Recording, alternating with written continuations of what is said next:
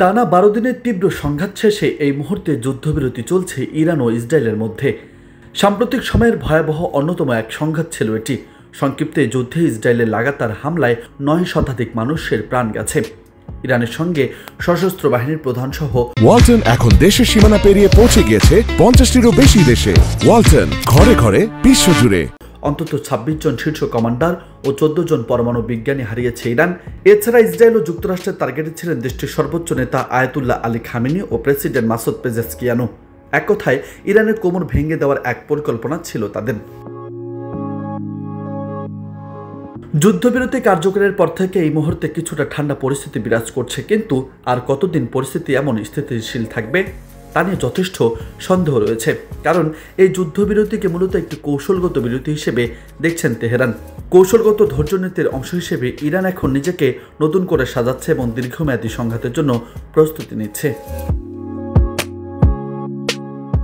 ইসরায়েলের সঙ্গে সাম্প্রতিক এই সংঘাতকে চাপিয়ে দেওয়া যুদ্ধ হিসেবে দেখছে ইরান, যা যুক্তরাষ্ট্রের গ্রিন সিগন্যাল সংঘটিত হয়েছে।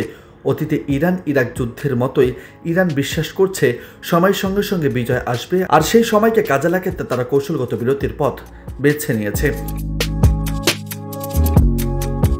এখন নিজেদের সামরিক শক্তি নতুন করে উজ্জীবিত করার মনোযোগ দিচ্ছে ইরান, বিশেষ করে স্বল্প ও মধ্যম পাল্লার ক্ষেপণাস্ত্র মজুদ বৃদ্ধি, ফাতা ও খাইবার শেকান হাইপারসনিক ক্ষেপণাস্ত্রের মতো নতুন প্রযুক্তি যুক্ত করা এবং বিমান প্রতিরক্ষা ব্যবস্থাকে উন্নত করার উদ্যোগ নিয়েছে তেহরান। 12 দিনের যুদ্ধে ইরান উপলব্ধি করেছে আধুনিক যুদ্ধক্ষেত্রে ক্ষেপণাস্ত্র বা ড্রোনের উপর নির্ভর করে জয় সম্ভব নয়।